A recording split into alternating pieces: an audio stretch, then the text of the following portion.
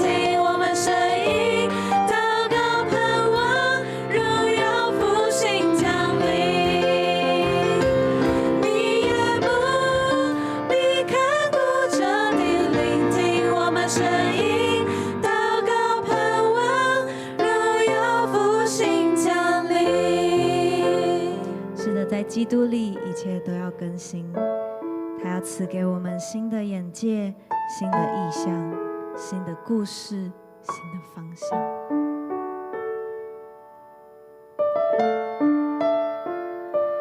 有敬拜的声音发出，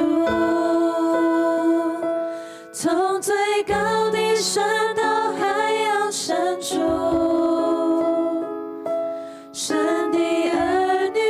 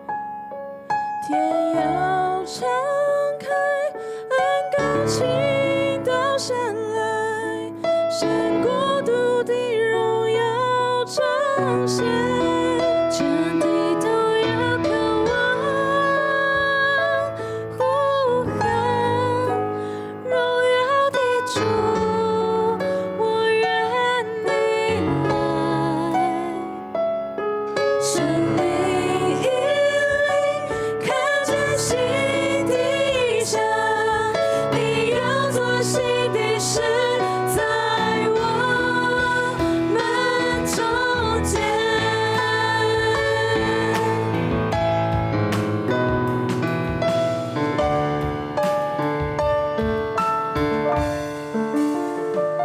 有敬拜的声音发出，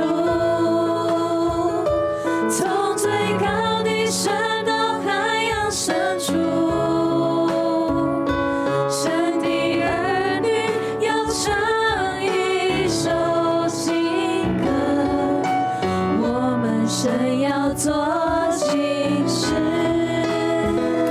旧的事都已经过去。在基督里，一切都要更新。新的眼界，新的意象，新的故事，新的方向。全地都要渴望呼喊荣耀的主，我愿你来。天要敞开，恩高倾倒下来，神国度的荣耀彰显，全地都要渴望呼喊荣耀的主，我愿你来。圣灵引领，看见新的象，你要做新的事在我们中间。全地都要渴望呼喊荣耀的主，我愿你来。天要敞开，恩高倾倒下来，神国度的荣耀彰显，全地都要渴望呼喊荣耀的主，我愿你来。圣灵引领，看见新的象，你要做新的事在我们中间。是的，主的荣耀在这时候就要降临在我们当中。哈利路亚，哈利路亚。是的，主啊，在你的光中，我得见光；在你里面，我们有丰盛的盼望。我们要再一次来呼唤你，要再一次来，主啊，你是我们的荣耀。我们要大声的来，主啊，来向你来呼召。哈利路亚。在你光中，我的见光，在你里面有丰盛盼望，荣耀荣耀荣耀荣耀，圣洁大君王，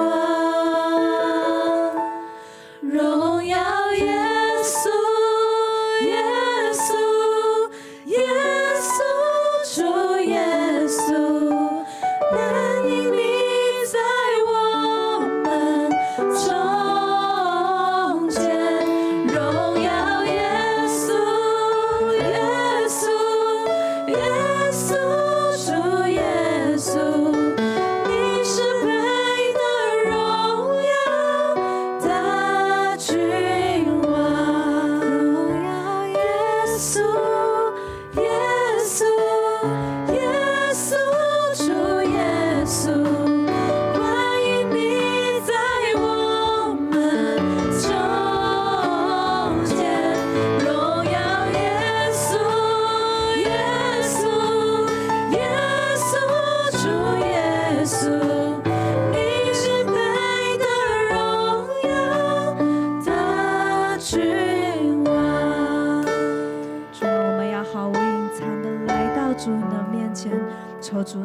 耀彰显，大大的来更新我们。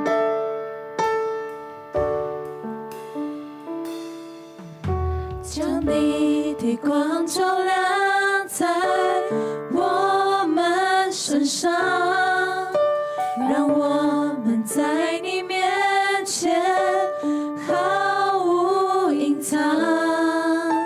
打开我们的心，我要看见你的国度就在这里彰显。将你的光照亮在我们身上，让我们在你面前毫无隐藏。打开我们的心，我要看见你的国度就在这里彰显。我的见光，在你里面有丰盛盼望，荣耀荣耀荣耀荣耀圣洁大君王，荣耀耶稣耶稣耶稣主耶稣，欢迎你在我们中间。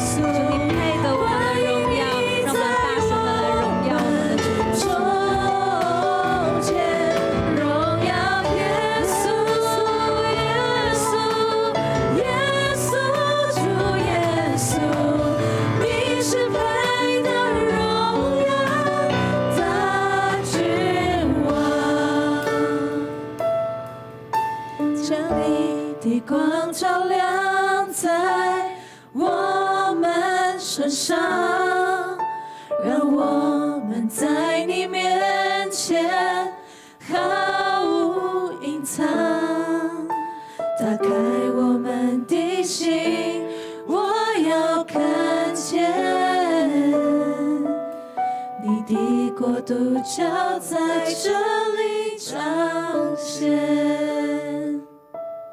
哈利路亚！亲爱的主耶稣，我们赞美你，我们能够来到你的面前，来到你的施恩宝座前，来瞻仰你的荣美，来见你的面。当我们亲近你，你就要亲近我们。主啊，求你再次除去我们心中一切的软弱，除去我们生命当中一切的污秽，借着耶稣基督的宝血来涂抹洗净我们一切的罪孽，让我们能够来到你的宝座前得连续蒙恩惠，做我们今天以及随时的帮助。愿你的灵充满在我们众弟兄姐妹身上，使我们能够靠你的灵重新得力，重新得着刚强。我们将一切的敬拜、赞美、荣耀、爱戴，全都归给坐在宝座上的羔羊。我们这样子祷告祈求，奉靠主耶稣基督的名，阿们。请坐。我们一起来读今天的经文，只有短短的几节，是新约的罗马书第8章14到17节。我们一起来读上帝的话语，请。因为凡被神的灵引导的，都是神的儿子。你们所受的不是奴仆的心，仍旧害怕；所受的乃是儿子的心。因此，我们呼叫阿爸父。圣灵与我们的心同证，我们是神的儿女。既是神的儿女，便是后嗣，就是神的后嗣。和基督同作后嗣。如果我们和他一同受苦，也必和他一同得荣耀。各位弟兄姐妹，大家晚安，大家平安。今天牧师的穿着呢，是今天白天有迦南杯60周年的桌球比赛有这个60周年的 logo， 以及在今天呢有将近7个队伍，将近90位的球员。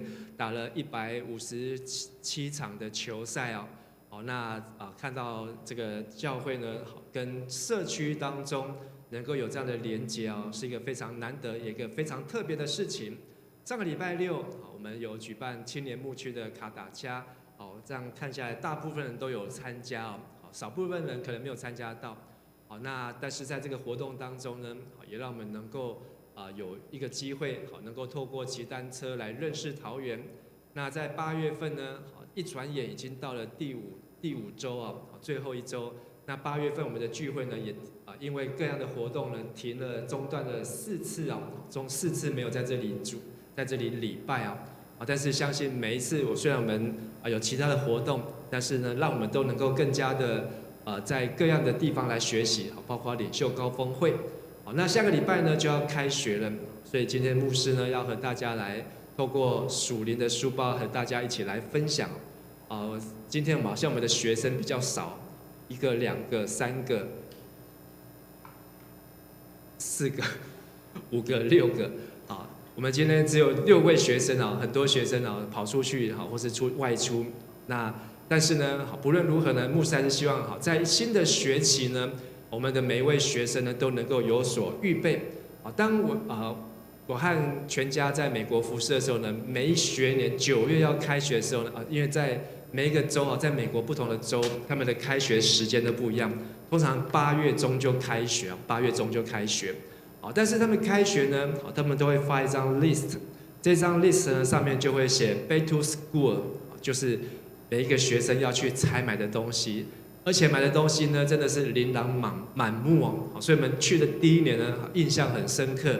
这个老师呢，好像在出英文考卷，平时上学都没有考卷，到要开学的时候呢，出了一长串，然后呢要笔记本，而且这笔记本呢，有的是要螺旋的，有的是note 的，然后呢要有铅笔要几支，然后呢这个蜡笔要几支，然后要尺什么的。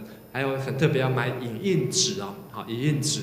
那这些东西呢，我们后来去买的时候呢，去那个超市去沃尔玛去买的时候，发现真的全部的超市每一家都摆得满满的，通通都写这个 Back to School， 就是要开学了。发现这是美国人一大商机就是他们列出来这些清单呢，就成为他们接下来一学年，从9月到明年的暑假。他们所要用的东西，原来这些东西呢，并不是给学生自己用的，这些东西呢，很多都是去班上是全班共用的，所以每一班每个学生都要提供。当然他不会强迫要求，可是等于是有能力的你就多买，没有能力的你就少买。所以这个 Back to School 呢，对这个学生来讲非常兴奋，他们是用 shopping 用采购来开始他们新的学期。那我们可能也会有这个shopping 采购，买新的书包买新的衣服买新的鞋子，这是牧师小时候，但是现在都没有制服了。现在有的学校还是有制服但是可能你们要采购新的文具用品，但是呢，没有像美国那种非常的轰动采购。但是很重要就是你们要背的这个书包，要背的这个书包。不晓得你们去上学，或是已经离开学生，回顾过去上学的时候你们书包里面背的最重要的东西是什么？博成，你去上学书包最重要的是什么东西？书课本，还有呢？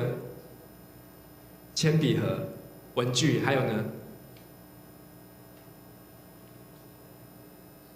手机，带你的手机。好像我们去上学呢，这些书包会有我们装我们很重要的东西但是呢，在去上学当中，我们会背你心爱的东西，可能你的幸运物啊，你的这个日记啊，还有你所用的这些的 memo 贴啊等等，你会想要带去学校。但是在这些琳琅满目的东西，你可能都会想要去带着它，因为这是成为你学习当中很重要的。去美国上学很特别，国小、国中到高中都没有课本，都不用背课本，都背笔记本。那他们的课本，如果是公立学校呢，课本通通都是放在教室，都放在教室。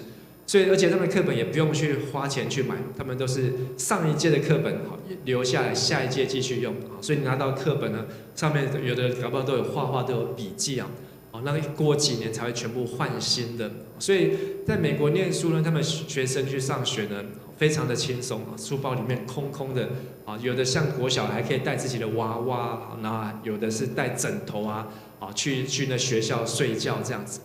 但是在我们台湾上学很不一样，可能我们要背的东西呢就琳琅满目要背的东西非常的多，可能像你的每一天的书啊、考卷啊、参考书真的是非常的重所以在台湾上学的学生真的是很不容易、很辛苦。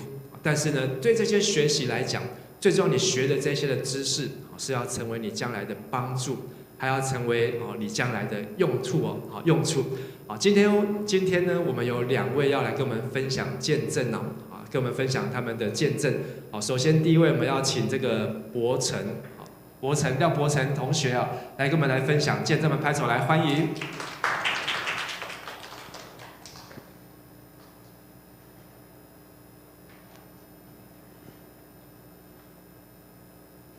各位大家平安。平安。很高兴呢，今天呢在这个时间分享我的第一次见证。然后今天呢，我要分享的事情是我这2个月暑假发生一件对我来讲算是蛮重大的事情，就是2个礼拜前我去医院开刀的事情，这个是我今天要分享的见证。我从小呢鼻子常年呼吸没有很顺畅，一直到现在，到开刀之前都是非常不顺，这也导致呢我鼻子睡觉的呼吸声非常大，就是不管是在家里还是在只要有在住宿的地方，那个除了在教会的有些哥哥们被我荼毒过，我的室友也被我荼毒过，都说很大声，直到室友一直跟我抱怨之后，我才去正视这个问题。后来在这几个礼拜中去看了医生，医生发现鼻子里面居然有一颗腺体，应该会随着年纪慢慢的消除，但是并没有，就是一直长在里面，所以才导致我的鼻子的呼吸道没有本来应该是这么宽，但是变得就非常微小，所以这才导致我从小到大我都是依靠嘴巴来维持我的呼吸。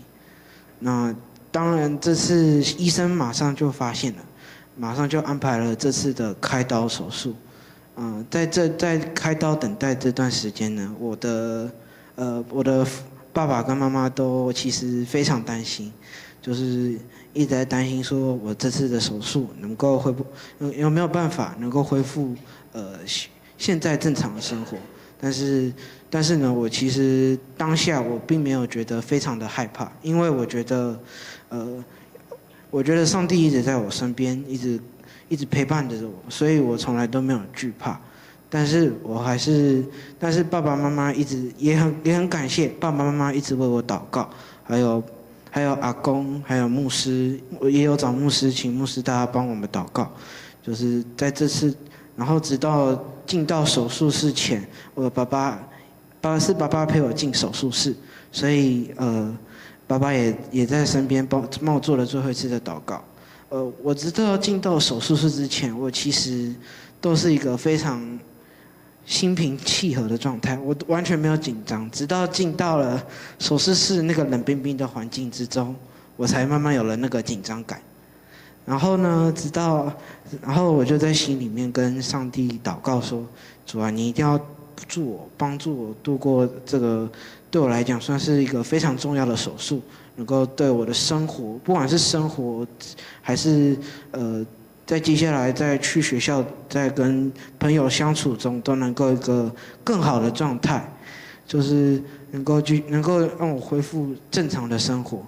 也感谢主，这个医生呢，感谢主给医生非常大的力量，能够把这一颗腺体能够成功的挖出来了。那据说据爸爸所说，爸爸看到都吓到了。这颗腺体大概有一颗葡萄，比一颗葡萄还要大颗，就是对，非常大，所以连我麻醉之后出来，爸爸跟我讲，我自己也都吓到了，原来有那么大一颗腺体在我的身体里面，然后也真的也感谢主，在这2个礼拜，就是从慢慢的不能说话，因为开刀的原因有麻醉，然后再加上是从喉咙里面开刀，导致我从原本慢慢的不能说话，直到现在能够站在这里跟大家一起分享我这个生病的历程，也非常感谢也感谢主呢，在这2个礼拜呢一直陪伴着我，一直帮助我在在术后恢复这方面能够恢复得非常好，连医生也都有点吃惊，说能够恢复得比医生预期的好的非常多。也感谢主，真的这是非常的一直陪伴在我身边，然后一直的帮助我。其实这2个月除了手术这件事情，很多地方主都一直在我身边帮助我。像这次能够主给我一个机会，能够担任这次夏令营的队辅长。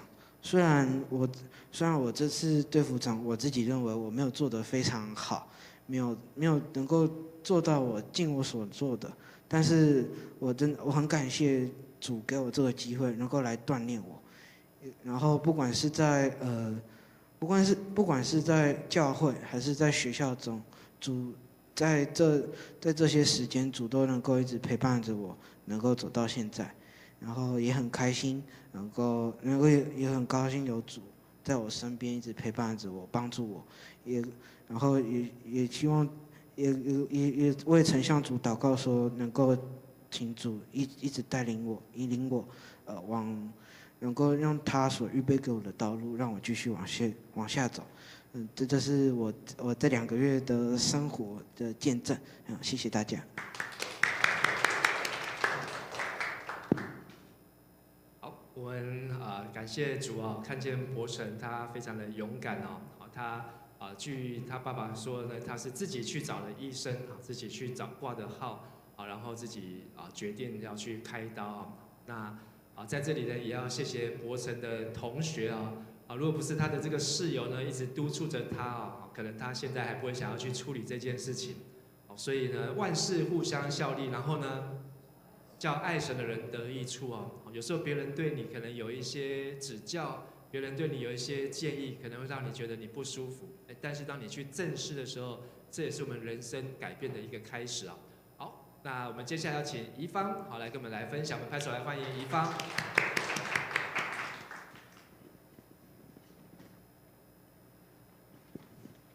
大家平安，平安，我是宜芳。对，那我的职业是教儿童美语。那我在今年2月的时候，就是看到关于教会短宣活动的这个宣传，所以我就是一直有把这件事情一直放在心里。那因为我是第1代基督徒，我出社会之后才受洗，所以我其实并没有参加过类似夏令营短宣这样子的营会的活动。对，那我当初其实是基于好奇心，然后就是想要体验看看的这样的心情。然后后来我就和公司的老板就是确认好，就是可以在那段时间就是请特休假。对，那我在大概2月底左右我就报名了这个短宣会的活动。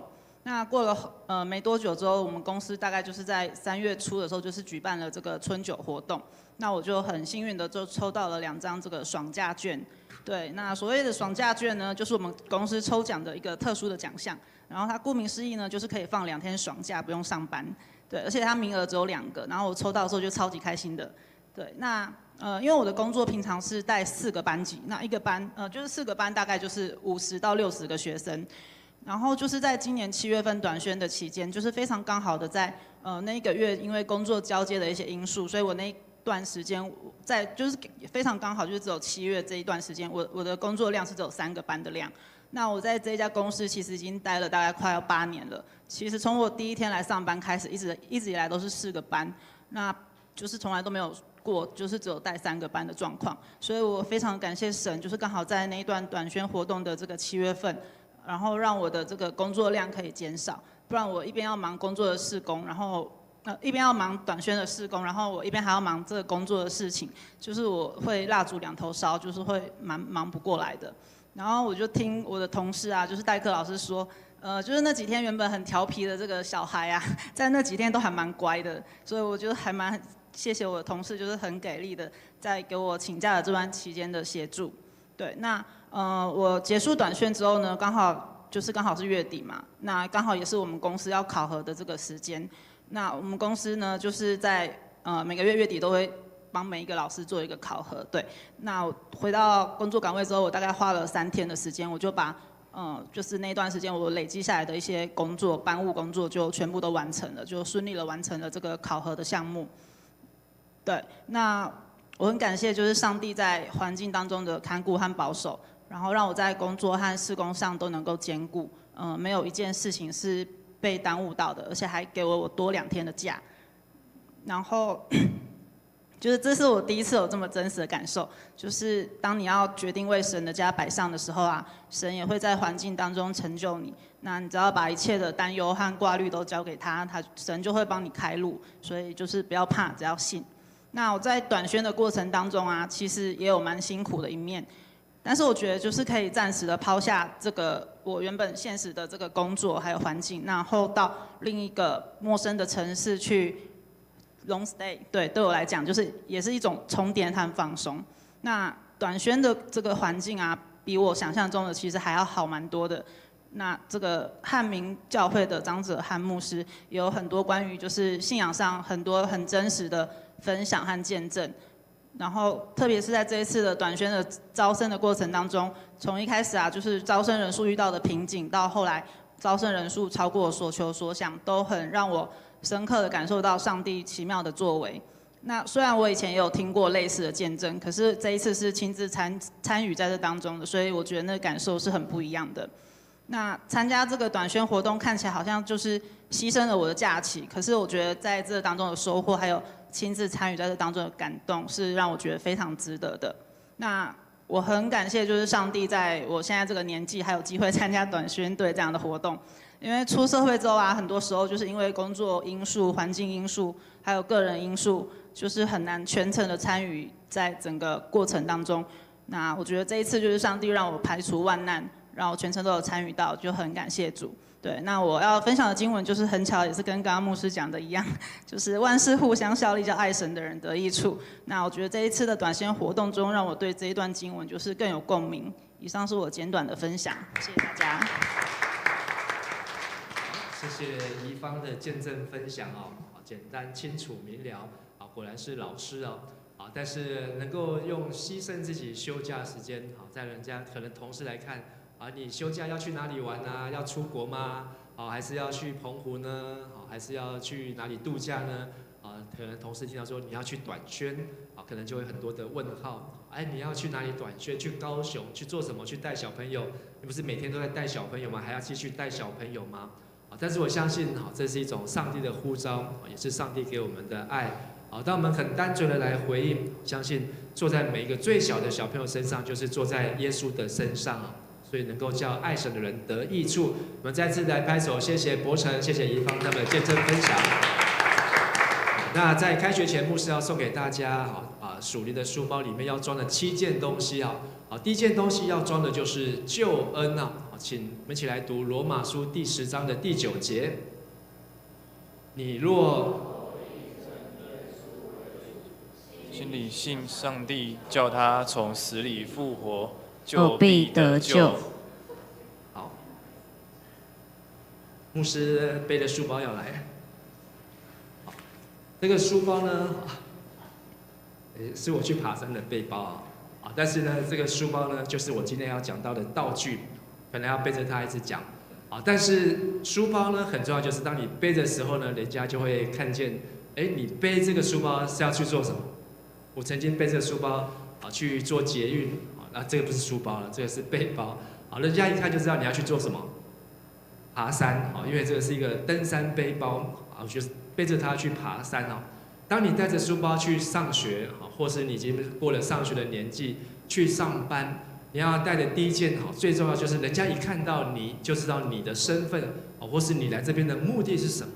那你怎么知道你得救呢？罗马书10章9节告诉我们，你若口里怎样承认耶稣为主，心里信上帝叫他怎样从死里复活，就必得救。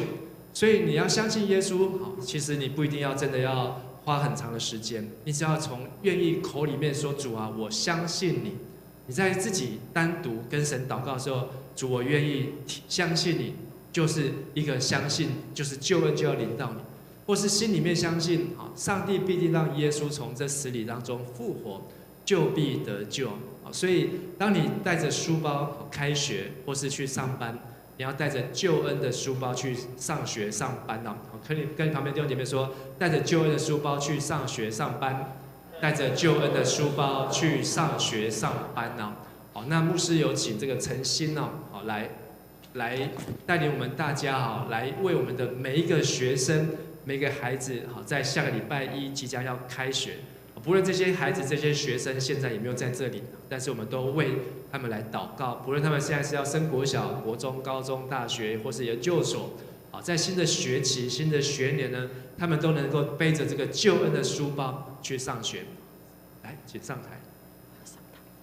我本来想说要把书包给你背着祷告，要吗？不用。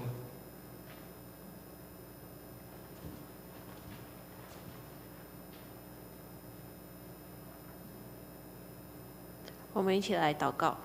亲爱的主，求你向孩子们显明真理，那就是罪的工价乃是死，唯有神的恩赐在我们的主基督耶稣里乃是永生。求你感动每个孩子的心，愿意承认自己需要你，并邀请耶稣做他们生命的救主。求你借着圣灵的大能，教导孩子们认识你，知道你是谁，并训练他们能每日与你同行。更为你名的缘故，引导他们走义路，使他们能一生一世都能住在耶和华的殿中，直到永远。奉主耶稣的名求，阿们。阿们。所以口里认耶稣为什么？主，心里相信神叫他从死里怎样复活，就必得救。所以这就是我们的救恩所以你背着第一个书包，就是你得救的书包。那第二个书包呢？今天牧师要讲背几个书包。第二个书包，这是第3个书包。第2个书包放回去，还是要背起来。第2个书包叫做，倒退了。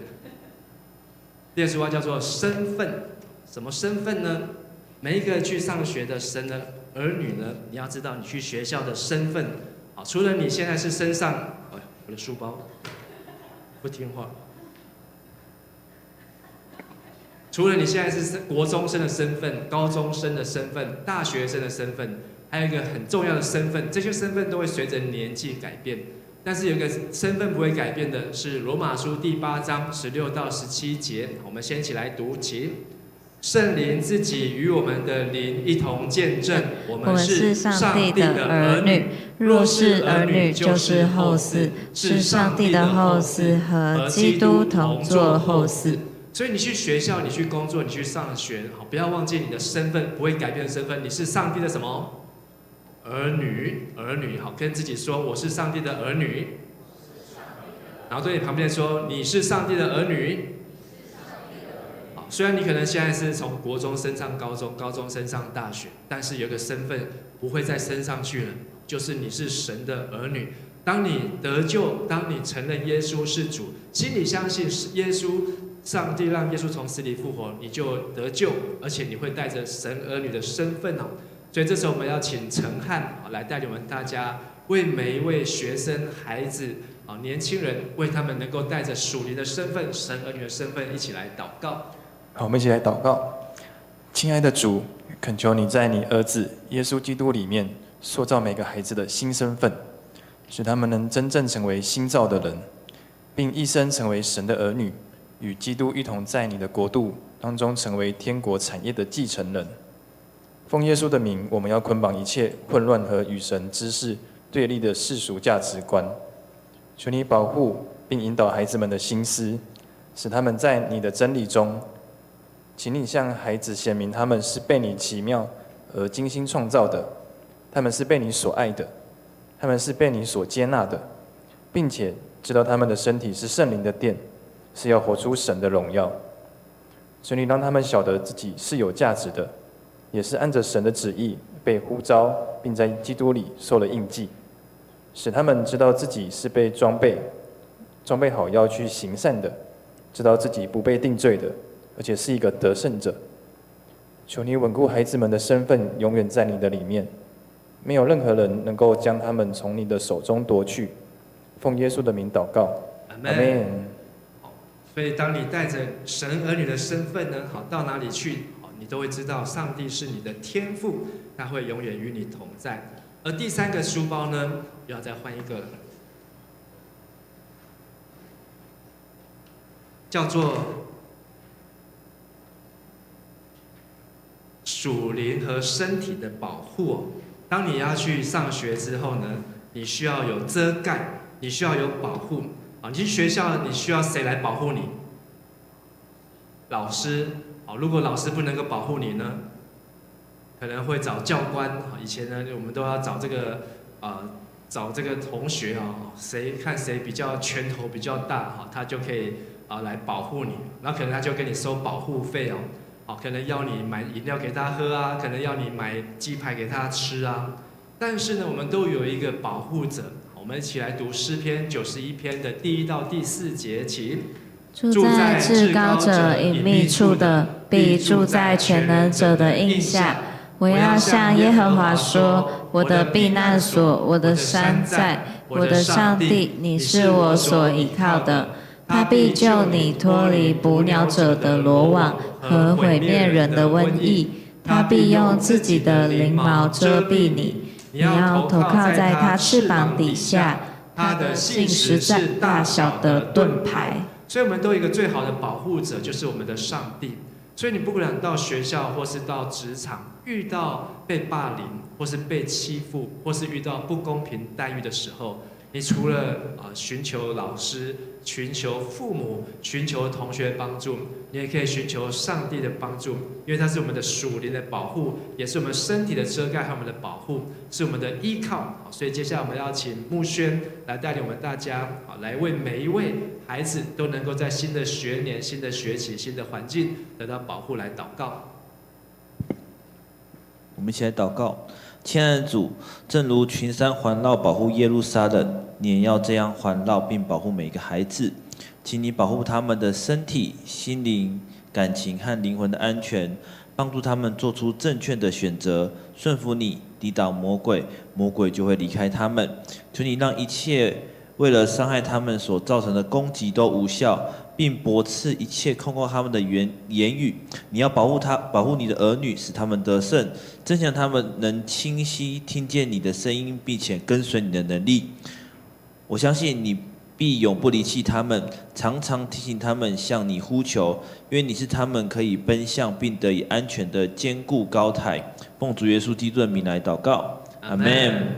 好，你们一定会想说，今天到底有几个书包呢？好，接下来是第4个书包。好，第4个书包叫做尊重。所以让我来拿出第4个书包。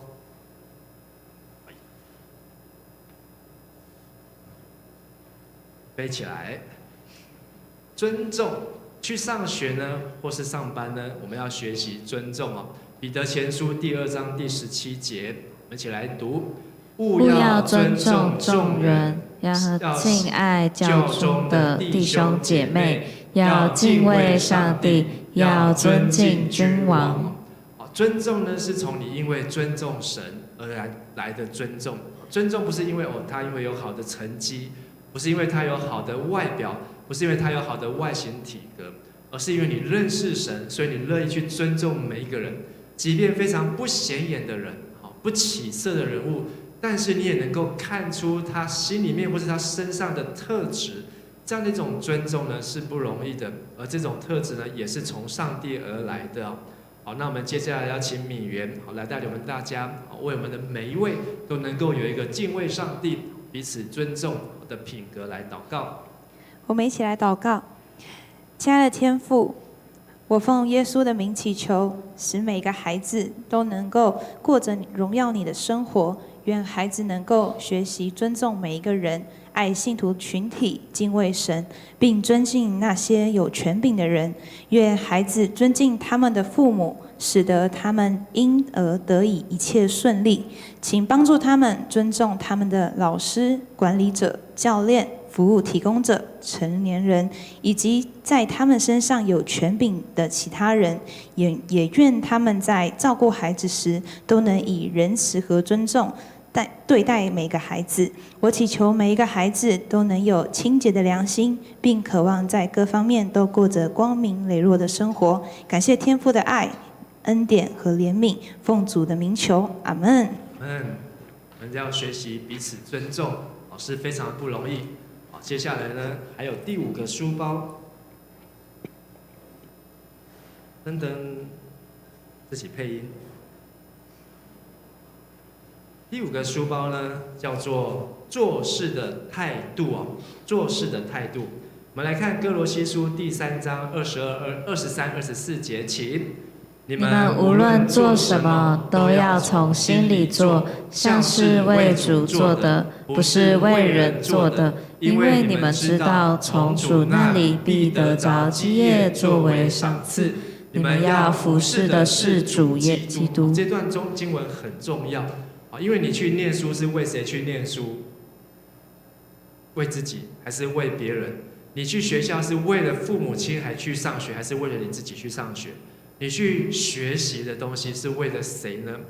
当然为自己是很好，但是如果你能够找到有一天，我去学校是为了主去学校，我去学习是为了主而学习，因为我把学业当作是一种服事呢，你就会发现，你在念书当中呢会事半功倍，就是你会发现靠着那加给我力量的，我凡事都能，因为你知道这是上帝把你带到这个地方，把你带到这个学校，把你带到这个科系当中，所以你知道你要透过在这里的学习来荣耀上帝过去牧师这个读书记性不好，常常这个要背书考试成绩都是很不理想。但是呢，到后来我发现，我找到一个方法就是我要读书呢，不是只有为自己读，是为上帝读。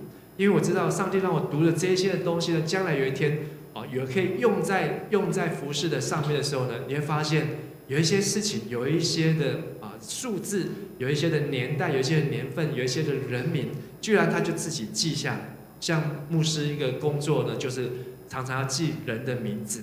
你要记人的名字，到不同的教会要记很多的人的名字。但是呢，我都会跟上帝祷告说，上帝是你把我带到这个教会来你要帮助我来记住他们的名字。所以当你跟上帝为了服侍神的时候，你会发现很轻省，上帝就会给你这特别的恩赐，让帮助你原来记不住的，或是原来不能够理解的就能够理解，或是以前读圣经读了呢没有办法读通，或是没有办法读懂。但是跟上帝祷告之后，你会发现上帝会帮助你在读圣经的时候呢，会有亮光所以接下来我们要请结语来带领我们大家为每一个学生，为每一个孩子为每一个弟兄姐妹能够在做事或是读书的态度上面有正确态度来祷告。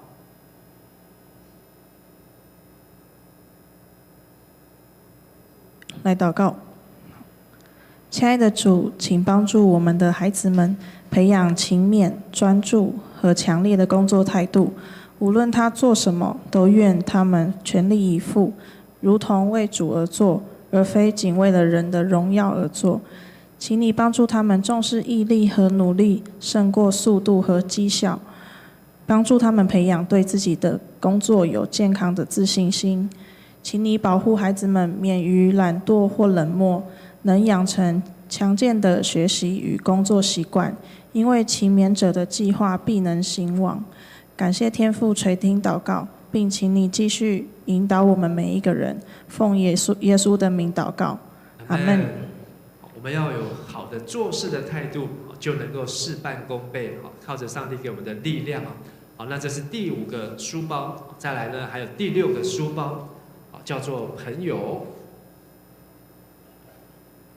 刚才看到伯承的见证哦，我就好像来摆地摊。伯承的见证呢，他真的是有一个好朋友。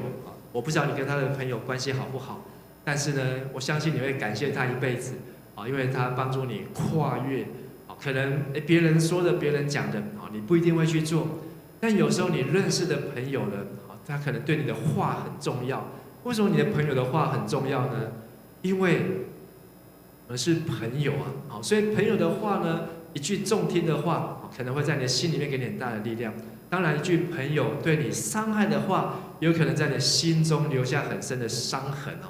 所以你要怎么样好好的在新的环境交朋友呢？我们来读箴言第12章的26节起。一人引导他的邻舍，二人的道叫人迷失。你要成为你朋友的帮助者，就是你要为你的朋友来祷告关心，你要用爱心来对他说实话。好，让你的朋友真的能够在他的生命当中没有看见的盲点，而你看见了，你要怎么样能够去帮助他来突破？如果你知道他这个地方有盲点，你知道他这个地方做得不好，可是你不对他说，你这样是爱他还是害他呢？假如你今天看到你的朋友出门，他的裤子的拉链没有拉，你会不会叫住他？会嘛？你一定会叫住他。如果你不叫他，就让他出门了，你就怎样？你就不够朋友，你就让他出去怎样丢脸，你就让他出去出糗啊！但是当你看到你的朋友如果走在一个危险，或是走在一个有危险的道路上面，你一定会用朋友的身份，希望他能够注意，希望他能够警惕啊！所以我们去学校，除了去念书，去那边学习知识，去那边培养我们的人生的各样的技能之外呢，很重要就是上帝把我们带到这样的环境当中，能够来认识朋友，能够认识同学啊。牧师看很多的人或是看我自己3个小孩，他们在学校当中，他们跟每个同学的交友都有不同的层次。那像有的人呢，他交朋友呢，他就非常的认真啊，从一而终。有的交朋友是在一起的时候很好没有在一起的时候，大家就彼此没有联络。可是呢，很久以后又见面的时候，又可以很好。不管你们交友的朋友的情况是怎么样，但是每一个朋友呢，其实对你来讲，对我们来讲都是很重要的。我们如果在读撒母耳记，就跟着共读呢，读到撒母耳记撒母耳记下快要结束了，你会发现大卫这个人呢，他真的很会交朋友，而且他交的朋友呢，真的会让人很 shock。就是当他平步青云的时候呢，他的朋友不见得会来跟他要个官位啊，跟他要个发财金啊，跟他要东要西都没有。反而他的朋友是他落难的时候，被追杀的时候，被自己的儿子追杀的时候，他的朋友就在这时候出现。前面都不晓得这些朋友哪来的，但是他的朋友竟然愿意来带枪投靠他，来帮助他。所以你可以去思考，为什么在我非常非常这个顺利的时候，朋友很多，但是为什么在我非常低迷的时候，谁还愿意在我身边？在我非常孤单的时候、软弱的时候，谁还愿意跟我在一起？这样的朋友呢，真的是难得的朋友啊！接下来我们要请子君来带领我们大家来为我们的每一位年轻人能够在新的学期、新的环境当中，能够交到好的朋友，一起来祷告。让我们一起来祷告。亲爱的天父，我求你帮助每个孩子们明智的选择朋友，请带领那些爱光明胜过黑暗，并渴望在善良和真理中成长的人，都不断地围绕在他们身边。请帮助孩子们，当他们结交新朋友的同时，也不致陷入那些可能使他们误入歧途的试探中。圣经说，不良的交往会败坏善良的品格，请将那些心怀恶意的人带离开孩子们的朋友圈，请你赐予孩子们智慧和洞察力，使他能与别人建立可靠、值得信赖的友谊。感谢你的引导，奉主耶稣基督的名求，阿们。我们已经有几个书包了？1、2、3、4、5、6，第6，里面还有没有呢？没有了，我找不到书包了，所以就用我的钱包当做最后一个书包了。第7个书包呢，叫做品格。品格，加拉太书第5章22到23节，我们一起来念。圣灵的果子就是仁爱、喜乐、和平、忍耐、恩慈、良善、信实、温柔、节制。这样的事没有律法禁止。最后的这个书包呢，其实就是跟在我们最贴身的，所以这个钱包呢，几乎你可以放在口袋当中，可以随身携带。从这几个书包当中来看，它就是一个装着一个，一个装着一个。而每一个书包呢，其实都有它的重要，但是可以让人看出，有时候你的品格呢，是要贴近一个人才能够看出来一个人的品格。可能当下初下刚刚认识的时候呢，你会觉得这个人品格，哎呀，很开朗啊，很外向，很活泼。可是可能认识久之后才发现，哎呀，我被他的外貌所骗了。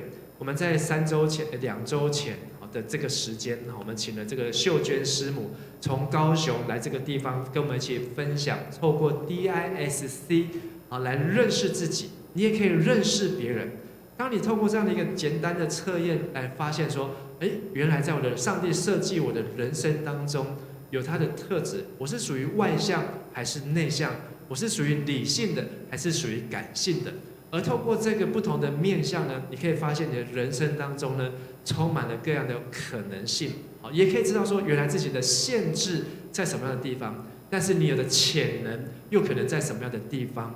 所以这也是我们会希望大家也都能够来认识自己，透过这样子对自己的个性、人格的分析和了解，能够更清楚、更知道。所以最后这个祷告呢，我要请怡芳来带领我们大家来为每一个孩子的品格来祷告。我们一起来祷告。亲爱的主，请帮助每个孩子全心全意地爱你，引导他们的灵魂、思想和力量来爱你，并充满喜乐。愿他们不愿从世界冷酷无情的言辞，而是以怜悯、恩慈、慈悲、温柔和忍耐为依。求主加强他们抵挡邪恶、追求公义、敬虔的生活和信仰的力量。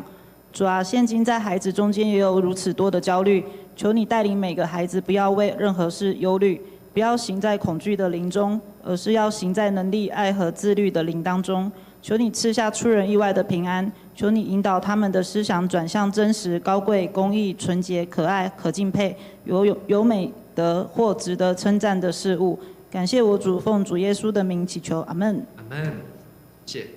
所以这7个书包呢，代表我们7种好的属灵的祝福啊。我们再来复习，第一个是救恩，第2个身份，第3个保护，第4个尊重，第5个做事的态度，第6个朋友，最后一个品格。这7个书包呢，不晓得你觉得哪一个是最重要的？其实应该说每个都重要。但是呢，当你背上救恩的书包，这个最大的，其实呢，你应该要让人家看得见。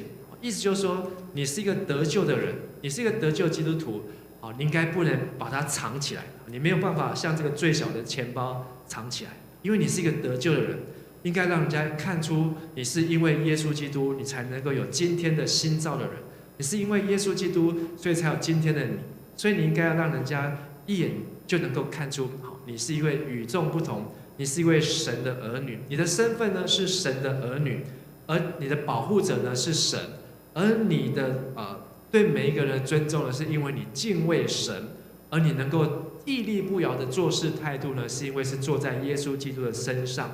而你能够与人用智慧交往，这些的朋友是因为上帝透过你来影响你身边的朋友，而最后就是你所活出来的品格，而这样的品格呢，能够让你能够来见证上帝的同在啊。好，所以期待呢，在接下来要开学了，新的学年当中，希望大家都能够得到属灵的书包，能够把这项7样的祝福、7样的礼物放在你的书包当中，天天带出门。阿们。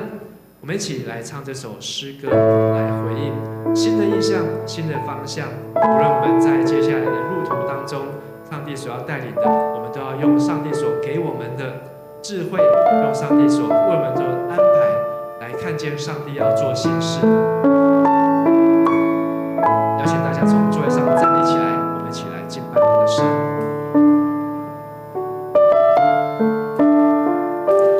有敬拜的声音发出，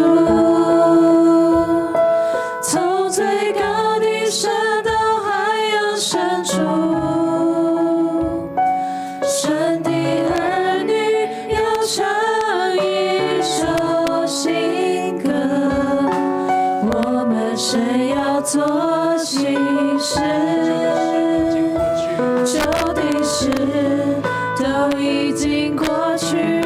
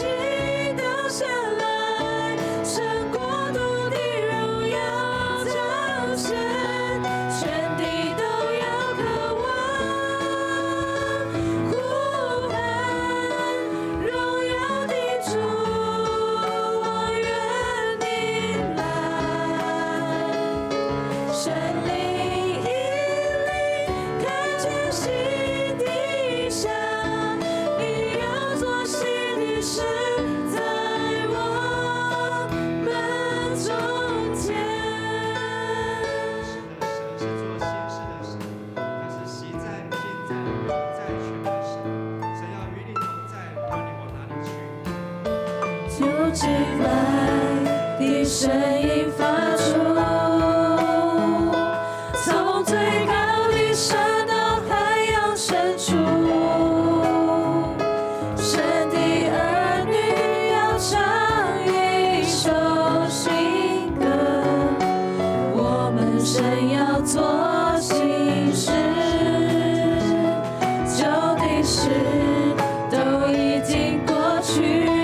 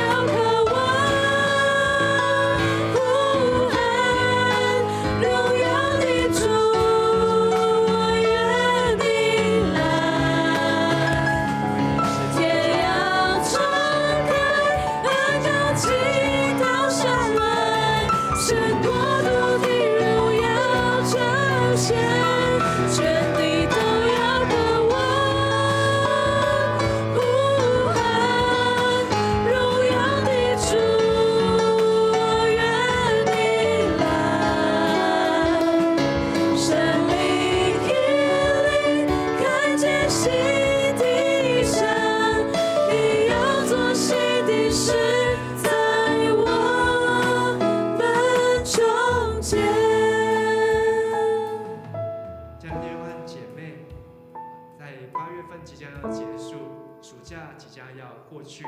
而在今年当中，无论你参与多少的事工服事，或是多少的学习，你要忘记背后，努力面前。你要继续向着标杆来直跑，你不要害怕困难，不要害怕迎接下礼拜的开学，或是新的环境、新的工作、新的挑战，因为神要与你同在。只要让你知道明白你是得救的，因为只要你口里承认，心里相信，就必得救。只要你知道你是他的儿女，他看你是极为宝贵的，你是神用重价耶稣基督在十字架上重价所赎回的。神也应许他要保护你，要遮盖你，他要引导你的道路。神也让我们知道，敬畏耶和华就是智慧的开端。当你敬畏神，每一个在你身边的人都是值得敬重。你要用主的爱去爱你周遭的每一位，甚至即便是仇敌迫害你的人，你要用基督的爱去爱他们，去欣赏他们。还有神要赐给你一个坚定的做事的态度，在小事上忠心，在大事上就会忠心。当神赐给你1000，你能够用那1000来赚得1000；当神给你2000，你能够赚得2000；当神给你5000的时候，你能够为神来赚得10000。神要让你的恩赐越用越多，越用越老练。神要使你能够交到属灵的好朋友。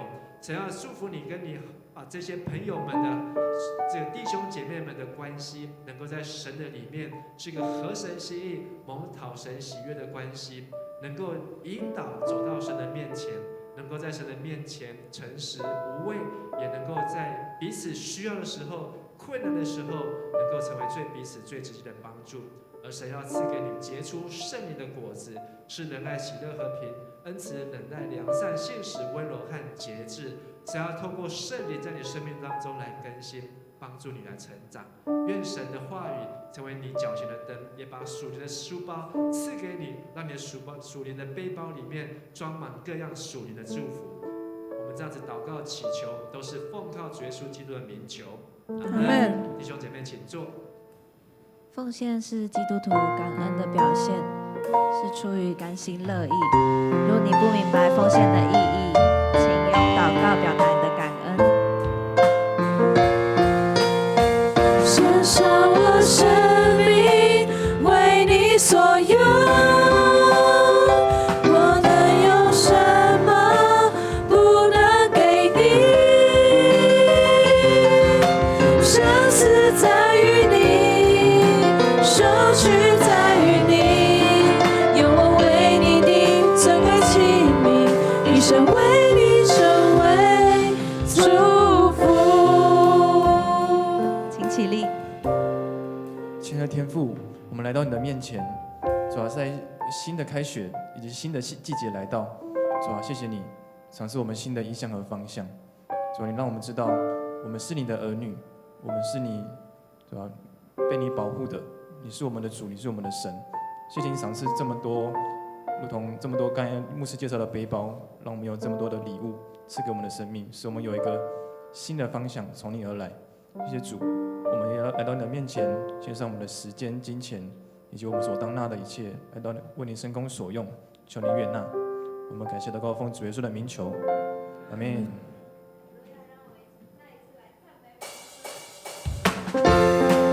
一起来拍手。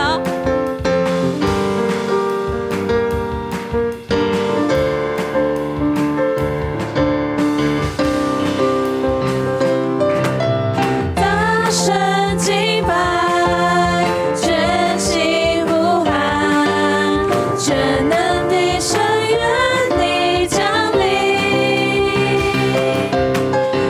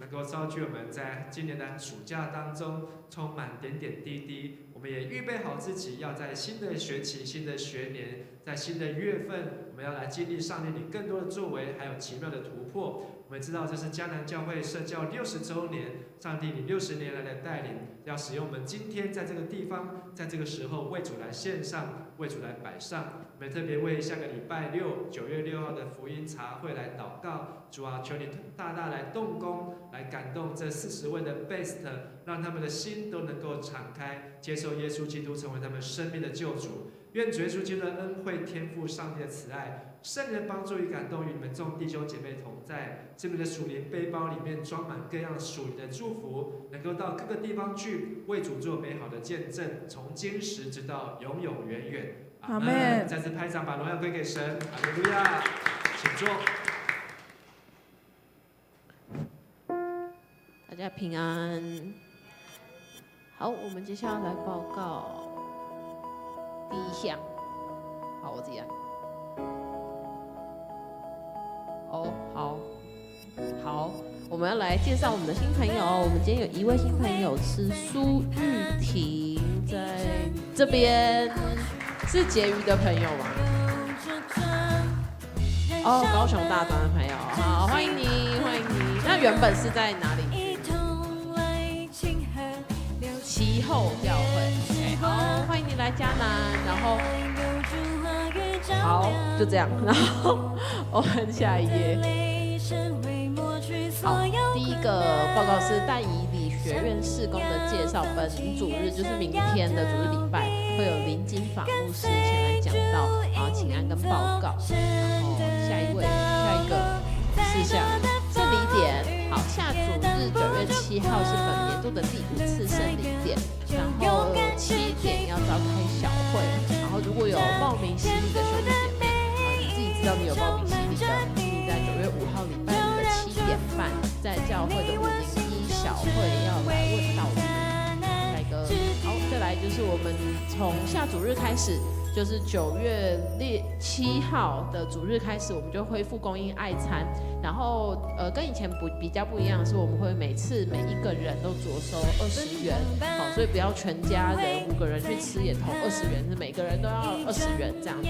然后我们不找零，然后请你就自备零钱20块这样。如果你身上真的只有100块，没有20块，那你就80块当奉献，20块当那个餐钱这样子也可以吼。然后餐具的话，我们就会用餐碗跟不锈钢筷。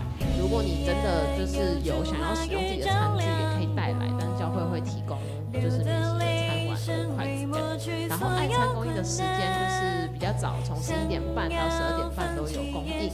那如果你怕吃不到饭，可以做第一场礼拜，然后就去赶快拿爱餐。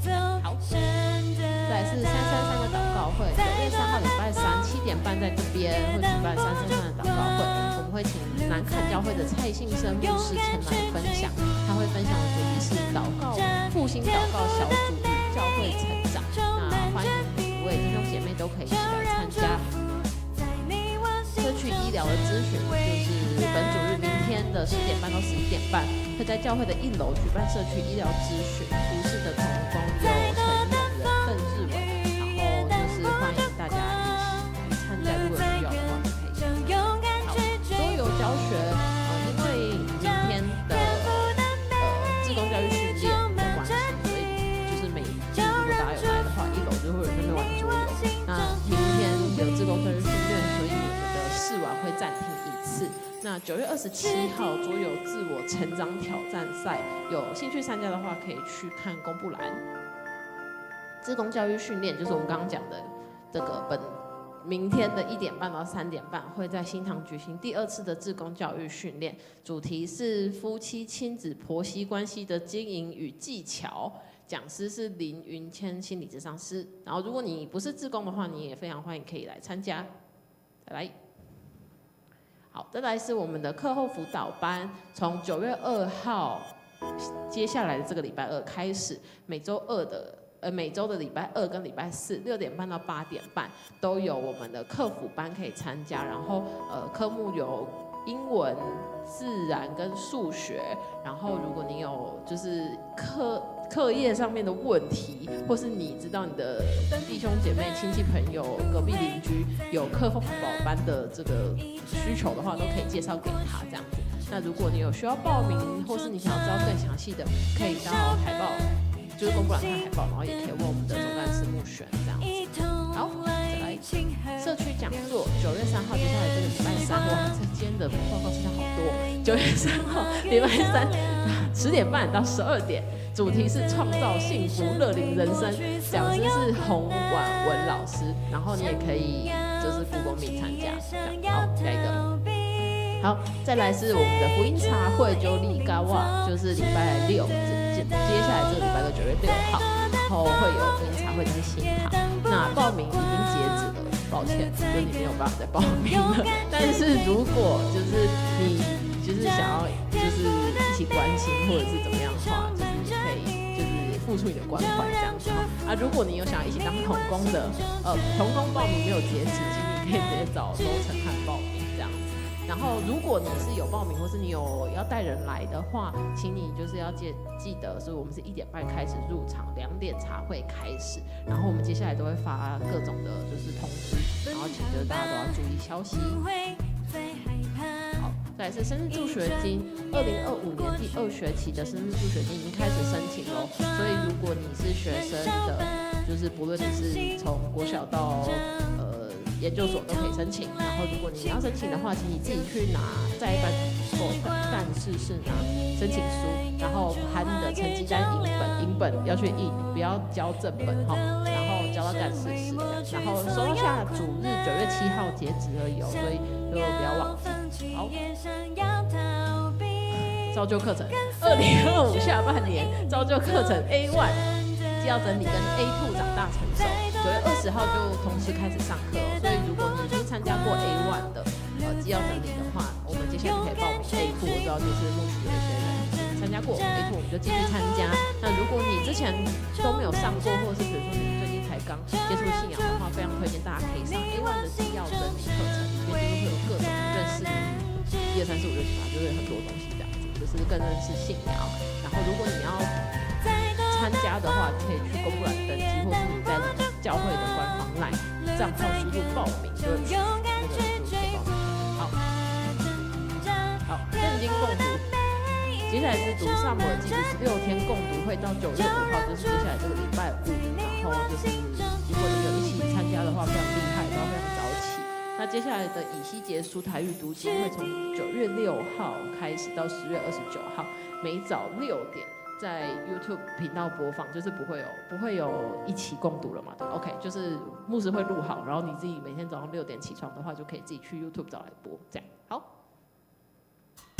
但以理学院招生，9月份开学，好，但以理学院9月份要开学，每周2的7点到晚上9点半，在本堂401教室上课，欢迎对职场宣教的人有兴趣的人可以报名参加。然后，如果你有兴趣，你想要了解更多的话，可以在49号1楼所去报名简章，或者是直接找家生长老。来，狂贺，好，狂贺本会桌球队参加8月23号礼拜6，上个礼拜，竹围山教会的社教60周年哦，他们也60周年桌球邀请赛获得冠军，哇，狂贺，大家拍手。那今天的桌球队是谁冠军？今天的桌球比赛？竹围山教会哦，好，他们来那个力挽狂澜，好，接下来下一个，好，再来是肢体消息，我们青年部区的刘炳恩跟蔡以晨要在9月4号入伍，然后炳恩是当1年，以晨是当4个月，然后再来还有林胜义弟兄，就是我们周日主日学的林胜义，他会在9月6号出国读书，然后求主保守他们的身心灵，赐予力量与平安，让他们在新的环境里面仍然能够经历神的同在与带领。最后一个了，对吧？好，最后一个了，青年牧区同工会修会，呼召我之处就是道明书，这个是在打广告吧？帮道民宿打广告。好，就是我们的青年默区同工退休会在10月10号到11号，是我们的双10连假的时候，然后我们会一起出发到宜兰东山的道民宿。然后，如果你有想参加的话，请你现在立刻马上就可以拿出手机报名了，因为听说人数可报名的人数剩不多，就我们会一起去宜兰包栋民宿玩乐，可能会有读经，然后之类的。好，如果你有兴趣报名参加的话，就是扫这个 QR code， 然后一个人有代收代办费1500块这样子，然后就是我们就可以住的比较好，吃的比较好，玩的比较开心。然后如果你有意愿的话，自己填完报名表之后，向你的小组长缴费。以上，小组时间耶！好，我们赶快去小组吧。